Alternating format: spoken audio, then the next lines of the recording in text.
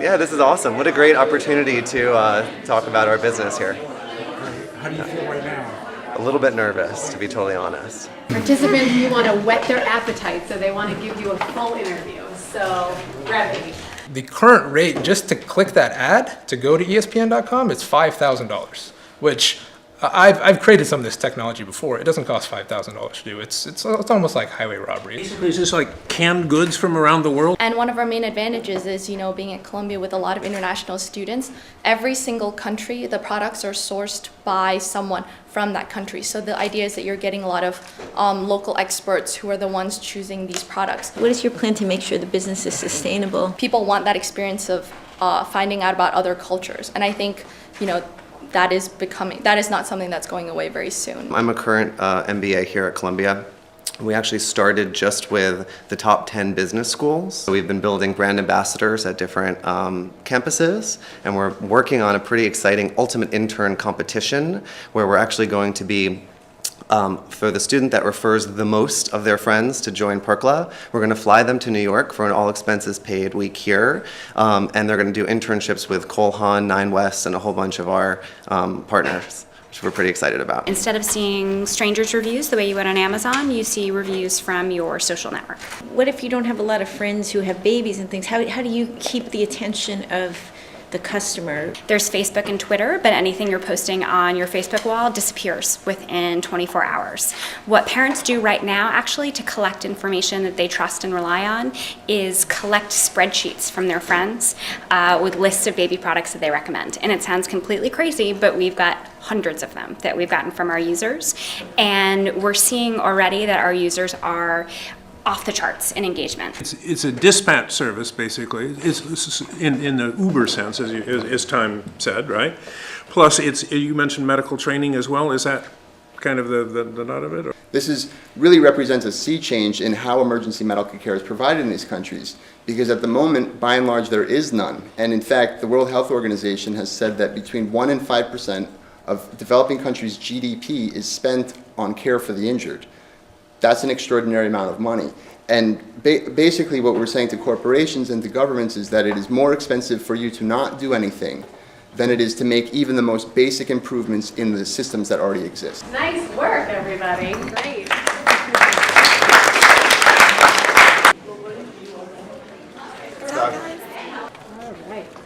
Close by room. It's a really good group, isn't Yes. it? Really, Yeah, yes. really impressive. What this competition is all about is who gave the best pitch. Got it. Who Okay. sort of really intrigued that's you. it. It was a great and difficult deliberation, as it always is.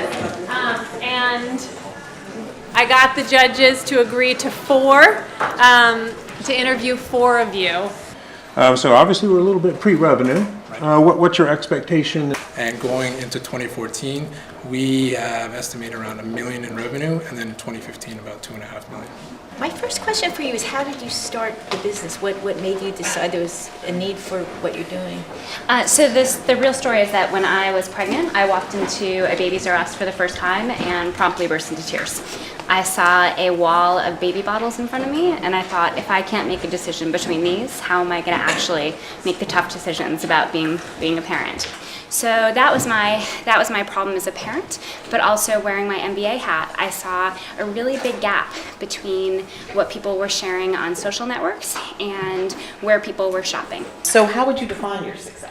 What we aim to do is kind of create this kind of cultural understanding of other people. So I think what we would see as success is for people to kind of have this knowledge of other cultures and create a more inviting environment for people who are traveling and for people to understand each other better. You briefly mentioned the churn. 25% of your population is going to sort of age out, if Right. you will.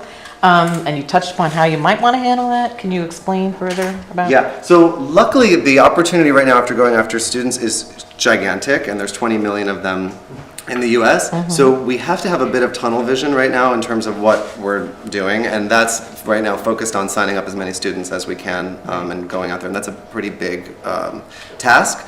That said, for sure, in the future, the idea will be to build a product that can retain those students after they graduate.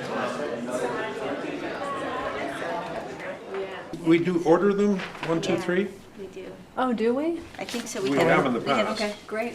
Usually with the winner and then the runners-up. Of course, in the past, we had prizes for each level. We have prizes. Oh, I thought you said, We don't have wine. We have other little treats. But we do. We you mentioned the, have presents. Oh, that's sweet. A 6-month subscription to Crain. They get the publicity. And so I will start with the third runner-up is Parlasa. Congratulations.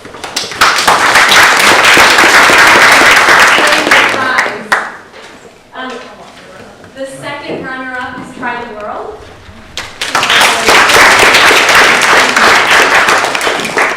The first runner-up is Perk.la.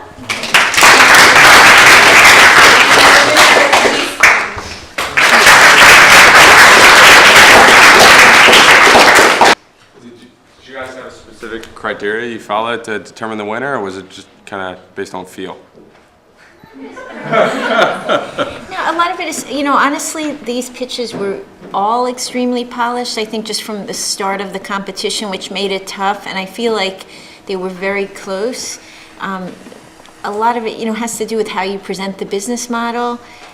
Is it persuasive? Have you thought through the many different angles of building a successful business? Are you not just persuasive, but honest about the realities of a business? I mean, we look at it through a lot of different lenses from having interviewed many businesses, or in Trish's case, working with a lot of businesses. I'm sort of on the other side of the fence, if you will. I'm a marketing promotion salesperson, and I think what Elaine said resonates with me in that what you need to do is make your argument, no matter what it is, compelling and understandable. Like, for instance, there was an editor at Harvard Business Review that once said to me, I edit so that a global business leader will not be offended by my article, but I edit so that my mother can somewhat understand it. So, I mean, I think you sort of have to not dial it down, but really, be careful of jargon, be careful of insider speak, so that, we can understand what you're trying to pitch to us, and that'll make it a much more valuable experience. So the Crain's competition was a really terrific experience for us in that it helped us bring our media to a new level and presentation skills. The coach that they brought in was phenomenal and really shared good pointers. I don't think it was any mistake that the 4 finalists were people who had done that workshop with her. Being able to really hear from someone who had considered stories and thought about stories from a journalist perspective. The conversations we had about angle were really helpful as well, especially for us as a company that is a consumer-facing company talking to business press.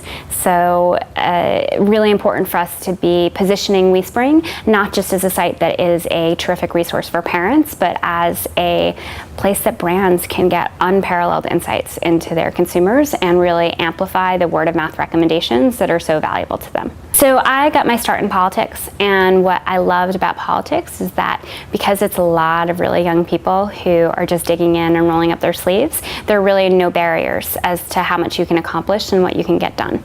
So if you are 24 years old, doesn't matter. You can start leading something, because there's a big void that someone needs to step into. You're understaffed, everyone's overworked, and it's really the same with startups. That it's a meritocracy.